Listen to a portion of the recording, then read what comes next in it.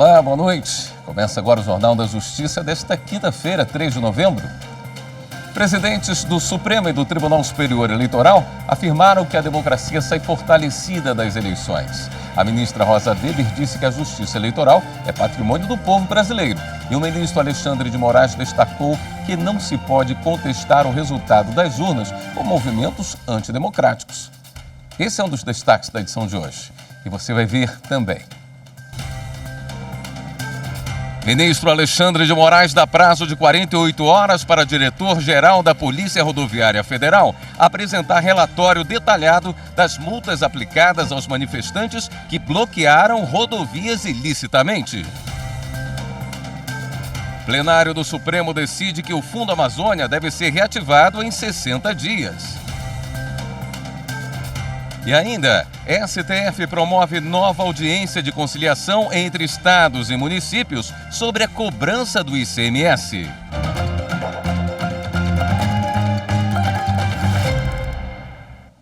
O ministro Alexandre de Moraes, do Supremo Tribunal Federal, deu prazo de 48 horas para que o diretor-geral da Polícia Rodoviária Federal, Silvinei Vasquez, apresente um relatório com todas as multas aplicadas contra pessoas que realizaram bloqueios nas estradas. Em decisão do dia 31 de outubro, confirmada pelo plenário do STF, o ministro determinou a desobstrução de rodovias e vias públicas interditadas ilicitamente e fixou multa de R$100 mil por hora para donos de caminhões usados nos bloqueios. No relatório detalhado a ser apresentado à Corte, deve constar a identificação dos veículos e das pessoas autuadas. O processo eleitoral e o resultado das eleições de 2022 foram temas que abriram as sessões plenárias do Supremo Tribunal Federal e do Tribunal Superior Eleitoral. Os presidentes das duas cortes destacaram que as votações foram tranquilas e que, ao final, a democracia saiu fortalecida. O ministro Alexandre de Moraes, que preside o TSE, disse ainda que não há como contestar o resultado com movimentos antidemocráticos. Na sessão do Tribunal Superior Eleitoral, o presidente da Corte, ministro Alexandre de Moraes, lembrou que 125 milhões de eleitores foram às urnas, o que corresponde a quase 80% do total. Ele também falou da rapidez na apuração dos votos com o sistema eletrônico. O resultado saiu em pouco menos de 4 horas depois do fim da votação.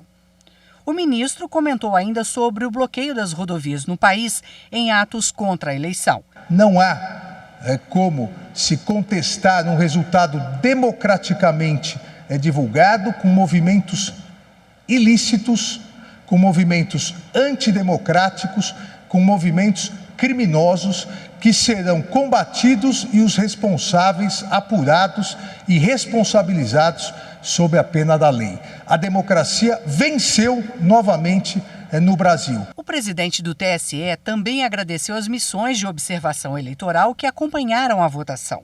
Mais de 500 observadores brasileiros e estrangeiros participaram do processo, com acesso às instalações do TSE, sistemas eletrônicos e locais de votação.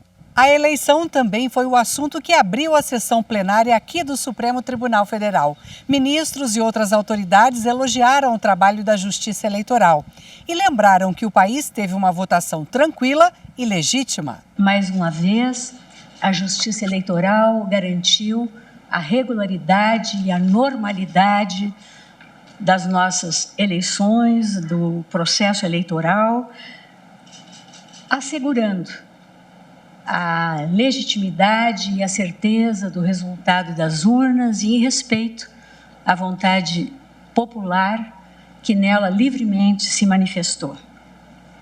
Saiu fortalecida a nossa democracia, saíram fortalecidas as nossas instituições democráticas, saiu fortalecido o nosso Estado democrático de direito. Parabenizo a todas as instituições de ter na sua unidade o Estado brasileiro praticamente concluído a eleição nesse rescaldo indesejável, porém incompreensível, de que nós temos um novo tempo a começar com o novo governo e nós continuaremos cumprindo cada um com os nossos deveres. A Justiça Eleitoral continua rigorosa, aplicando a legislação como tem que ser aplicada, claro, com as inovações do processo tecnológicos, no meio das comunicações. Algumas inovações são sempre necessárias na evolução, mas sou testemunha, e eu acho que a advocacia toda é testemunha, de que o Tribunal Superior Eleitoral teve uma atuação exata, isenta, correta. O ministro Alexandre de Moraes destacou que o TSE trabalhou para que as eleições ocorressem de forma pacífica e que os eleitores demonstraram confiança na justiça eleitoral. E concluiu: as eleições acabaram.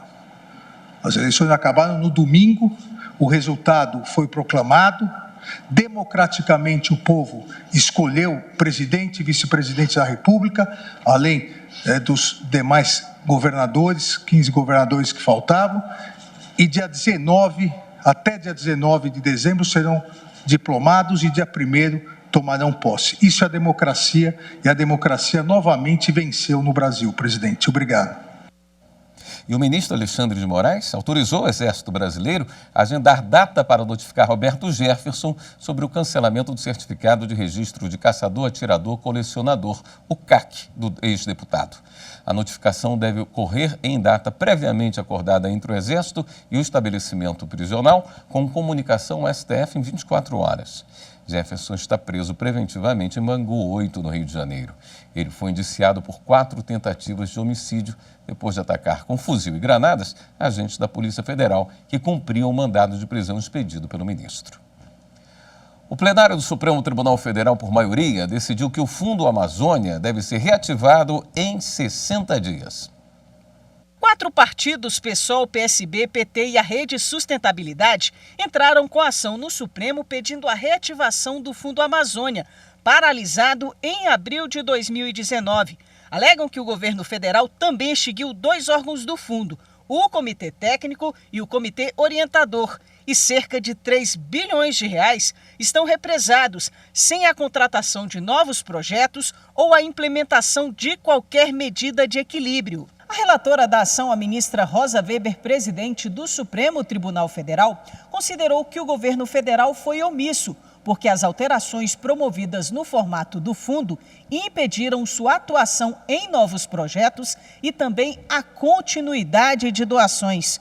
Com isso, entendeu configurada a omissão da União em relação aos deveres constitucionais de proteção da Amazônia Legal. Assim, votou por invalidar os decretos que alteraram o fundo e restabelecer o modelo original. Determino à União que, no prazo de 60 dias, adote as providências administrativas necessárias para a reativação do Fundo Amazônia, nos limites de suas competências, com o formato de governança estabelecido no Decreto 6.527 de 2008. Na sequência do julgamento, mais 6 ministros votaram no sentido de que os decretos que alteraram o formato do fundo e impediram o financiamento de novos projetos são inconstitucionais e que o modelo anterior deve ser retomado. O ministro Nunes Marques divergiu totalmente da relatora. Para ele, as alterações são válidas. Ele considera que o governo não eliminou o Fundo Amazônia, apenas exerceu uma opção política legítima de aperfeiçoar seu modelo. Em primeiro lugar, o que se observa na inicial é uma tentativa de hierarquizar decretos sob o fundamento de que o decreto 6.527 de 2018 seria bom e, por isso, deveria prevalecer, e o outro decreto 10.144 de 2019 seria ruim e, por isso, deveria cair a despeito de ser posterior ao primeiro. Ora, não existe hierarquia entre decretos e o poder público pode, a qualquer momento, revogar decretos anteriores, respeitados apenas os eventuais direitos adquiridos e os atos jurídicos perfeitos. Mas não há direito subjetivo a que um certo modelo de governança de uma política pública seja mantido, ainda que, supostamente, esse modelo seja eficiente. O governo não eliminou o Fundo Amazônia, mas sim vem buscando alternativas para atualizar a forma de gestão e de aplicação dos respectivos recursos. Nessa fase do julgamento, o plenário já havia formado maioria para determinar a reativação do Fundo Amazônia em até 60 dias. Na retomada da discussão, votaram a ministra Carmen Lúcia e os ministros Ricardo Lewandowski e Gilmar Mendes, acompanhando a relatora. Já se teve nesta semana a sinalização de que alguns parceiros internacionais, especialmente Noruega e Alemanha, já se dispõem exatamente a que haja a recomposição do fundo, a adoção das providências e das tratativas que são necessárias dos projetos em andamento e dos projetos que estão em carteira. E, neste sentido, é que a direção do voto de Vossa Excelência, de este Supremo, está, portanto, liberando e determinando que se retirem as travas, para usar a expressão de Vossa Excelência, que estavam postas para que se tivesse o pleno emprego dos valores e dos recursos depositados naquele fundo. Eu estou, como disse, acompanhando o voto de Vossa Excelência em sua integridade. Considero ser viável que se determine ao Poder Executivo Federal que retorne à implementação e adequação daquele primeiro plano, sem prejuízo de apresentar em até 30 dias plano de contingência para reduzir o desmatamento da floresta amazônica, podendo utilizar, inclusive, como base mínima as diretrizes do Plano de Ação para a Prevenção de Controle de Desmatamento na Amazônia Legal. Nós sabemos, isso foi até alvo de discussões em alguns votos precedentes, que os governos democraticamente eleitos dispõem de poder para estabelecer políticas públicas, mas as políticas públicas hão de ser também consonantes com aquilo que está estabelecido na Constituição. Assim, o plenário, por maioria, decidiu que o Fundo Amazônia deve ser reativado no prazo de 60 dias. E depois desse julgamento, os ministros passaram a analisar uma ação penal contra o deputado federal Silas Câmara. Nós vamos falar ao vivo com a repórter Marta Ferreira, que tem mais informações para a gente. Boa noite, Marta. Boa noite, William. Boa noite a todos. O deputado Silas Câmara, do Republicanos do Amazonas, responde por peculato. De acordo com o Ministério Público Federal, ele teria desviado parte de recursos públicos destinado ao pagamento de assessores parlamentares entre os meses de janeiro de 2000 a dezembro de 2001. O advogado dele alegou que esses depósitos eram referentes a empréstimos que ele fazia para os seus subordinados e os subordinados estariam pagando esses empréstimos de volta. O relator dessa ação penal é o ministro Luiz Roberto Barroso, que não aceitou os argumentos do advogado e votou no sentido de condenar o deputado a pena de 5 anos e 3 meses e 123 dias multa, fixado o valor unitário em 5 salários mínimos no regime semiaberto. Determinou ainda a devolução aos cofres públicos de R$ 248 mil após o trânsito em julgado da decisão. Determinou ainda que seja encaminhado ofício à Câmara dos Deputados para que o deputado Silas Câmara possa perder o mandato. Depois do voto do relator, a sessão foi suspensa e será retomada na próxima semana com o voto do revisor, que é o ministro Edson Fachin, e também o voto dos demais ministros. William. Obrigado pelas informações, Marta. E o Supremo, em julgamento no plenário virtual, declarou a inconstitucionalidade do dispositivo da Constituição de Rondônia, que permitia a intervenção do Estado nos municípios quando não fossem observados os prazos estabelecidos na Carta Estadual. A decisão foi unânime. O relator, ministro Gilmar Mendes, afirmou que, no entendimento do STF, as normas estaduais que incluam possibilidades de intervenção em municípios de modo diferente do artigo 35 da Constituição Federal são inválidas. Ainda, segundo o relator, foram extrapolados os limites taxativos impostos pela Carta Magna. O OAB pede que procurador preso por agredir a chefe dentro de prefeitura seja transferido de penitenciária para a Sala de Estado Maior. Os detalhes, próximo bloco.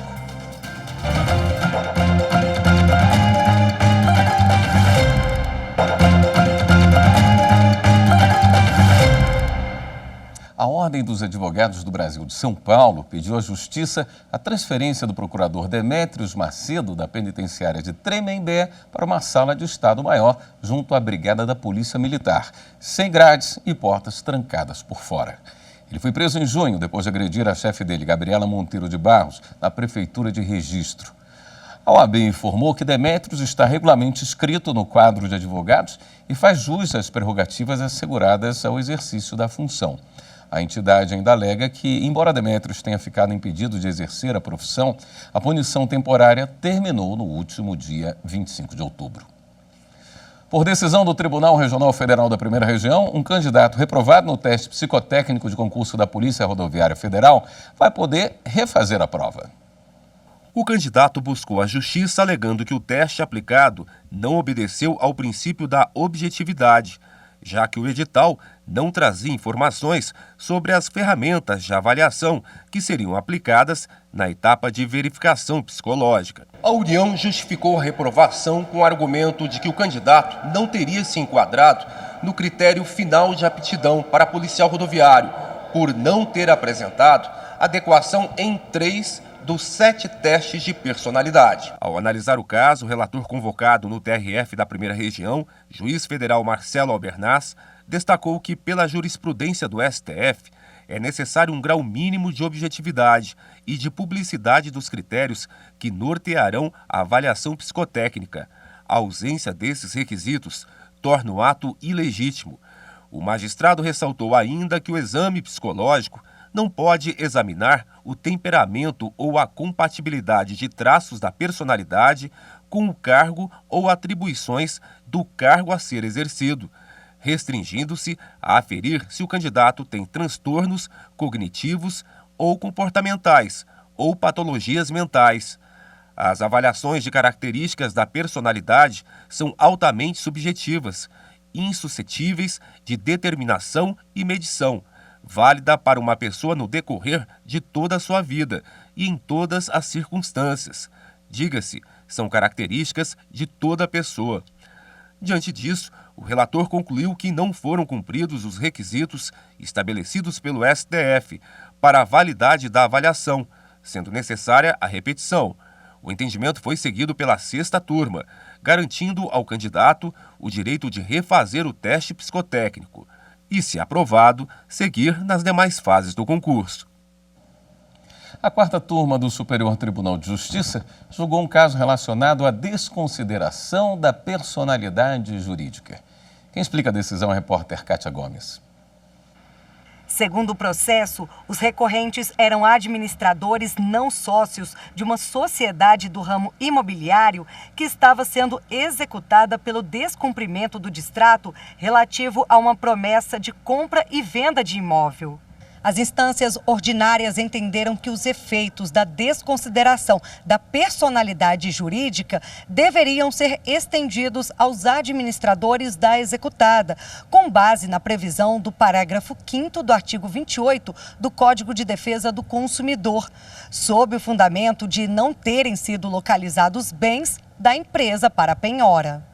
No STJ, os administradores sustentaram que a aplicação do CDC foi indevida e o colegiado da 4ª turma deu provimento ao recurso especial. O relator ministro Marco Butzi considerou que o acórdão de 2º grau deve ser reformado porque a desconsideração da personalidade jurídica teve como base exclusiva o artigo 28, parágrafo 5º do CDC, diante da ausência de bens penhoráveis da empresa, não tendo havido a indicação, muito menos a comprovação da prática de qualquer abuso, excesso ou infração. O ministro ressaltou que, ao contrário do que ocorre com a teoria prevista no Código Civil, o CDC não admite expressamente a extensão da responsabilidade ao administrador que não integra o quadro societário. E no próximo bloco a gente mostra como foi a nova audiência para buscar o acordo sobre a cobrança do ICMS. Voltamos em instantes.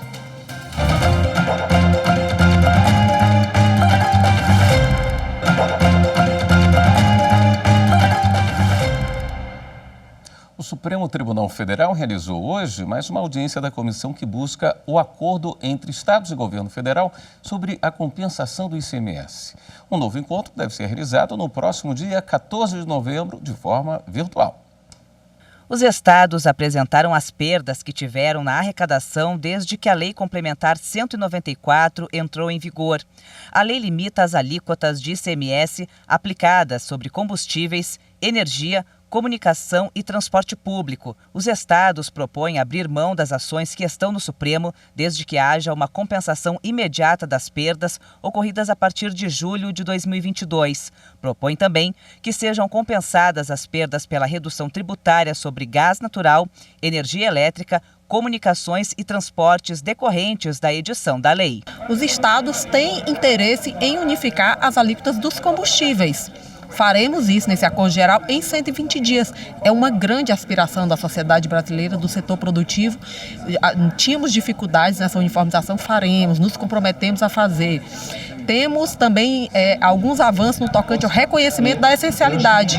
Reconheceremos formalmente a essencialidade do diesel, do GLP, que é o gás de cozinha, do gás natural veicular, que é usado muito por taxistas, Ubers. Os estados se comprometem a fazer isso. E aí precisamos tratar da uniformidade da gasolina. Temos a possibilidade também de suavizar essa compensação, de trabalhar junto com a União, trazendo valores, A União vai avaliar a medida e, por causa disso, os trabalhos do grupo não chegaram ao fim. A União pediu mais 30 dias para negociar. O ministro Gilmar Mendes deu 48 horas para os estados se posicionarem sobre o pedido. Os estados concordaram com a prorrogação e já adiantaram que seria necessária também a participação de um integrante da equipe de transição do novo governo, uma vez que o acordo terá impacto nas contas públicas a partir do ano que vem. A audiência é conduzida pelo juiz Diego Veras, designado pelo ministro Gilmar Mendes para coordenar os trabalhos. A sinalização hoje de todos os entes foi de que houve um grande avanço. Então, ressaltar apenas a colaboração de todos. Todos se mostraram extremamente pertinentes às discussões, os debates, todos estavam francos à negociação e esse ambiente colaborativo ele é muito salutar. Nós estamos aqui num processo, digamos, de inovação da jurisdição constitucional. Uma jurisdição que ouve aqueles interessados, que considera todas as nuances do caso concreto para decidir aquela disputa. Entre as propostas apresentadas pelos estados está a possibilidade de uniformizar a cobrança por uma alíquota fixa e não por um percentual sobre o valor. Eles também prometem adotar o ICMS monofásico, ou seja, em apenas uma fase da cadeia de comercialização em 120 dias. E querem a criação de regras excepcionais para quando houver aumento extraordinário no preço do barril de petróleo. Trabalhar a pacificação social no ambiente escolar é a proposta do projeto Círculos de Primavera. A iniciativa está sendo desenvolvida pelo Centro Judiciário de Solução de Conflitos e Cidadania, o Sejusc Justiça Restaurativa, em parceria com a Escola de Porto Alegre. O lançamento do projeto foi realizado no final de setembro em um bate-papo com a presença da equipe do Sejusc JR Poa, professores e alunos no auditório da Escola Municipal de Educação Básica, Dr. Liberato Salzano Vieira da Cunha. Serão realizados 3 círculos com 13 turmas do 6º ao 9º ano. O juiz de direito Fábio Vieira Herdt falou sobre a importância de aproximar o ambiente escolar do Poder Judiciário. Nós acreditamos que o espaço mais frutífero, mais fecundo para trabalhar os valores de construção de paz são as escolas, especialmente quando se trabalha com crianças e jovens, porque eles é que vão fazer a paz no futuro. E eles têm essa compreensão de que nós não estamos infensos a conflitos, mas nós podemos conversar sobre os conflitos. E a ideia, então, é experimentar, trazer para eles ferramentas para que eles possam dialogar sobre suas próprias questões e as questões que são as questões do nosso futuro. A nossa aproximação surgiu a partir de um convite feito pelo tribunal, que a gente acessou, para participar de uma formação oferecida pelo tribunal sobre justiça restaurativa, círculos de paz e mediação. E aí a gente, em 3 colegas, eu como vice-diretor e 2 orientadoras educacionais, a gente se inscreveu no curso, e tivemos a oportunidade de realizar a formação oferecida pela Sejusc. E a partir daí a gente foi fortalecendo a amizade, A gente começou a conversar com o pessoal da Sejusc e aí surgiu a ideia então de trazer para a escola a possibilidade da gente realizar os círculos de primavera, que é como a gente chamou essa série de encontros de círculos restaurativos que a gente está fazendo aqui na escola. Os círculos de construção de paz são técnicas utilizadas pela justiça restaurativa que estimulam o diálogo e ajudam a trabalhar as diferenças e a criar um ambiente seguro no qual todos se sentem pertencentes e responsáveis pelo bem-estar dos demais. O Conselho Nacional de Justiça tem a Resolução 458, que institui que todos os tribunais devam trabalhar a cultura da paz na ambiência escolar. E, por outro lado, um viés sempre comunitário, de estar perto das pessoas, de ir até as pessoas, de transformar um pouco o papel do Poder Judiciário como um agente de transformação social.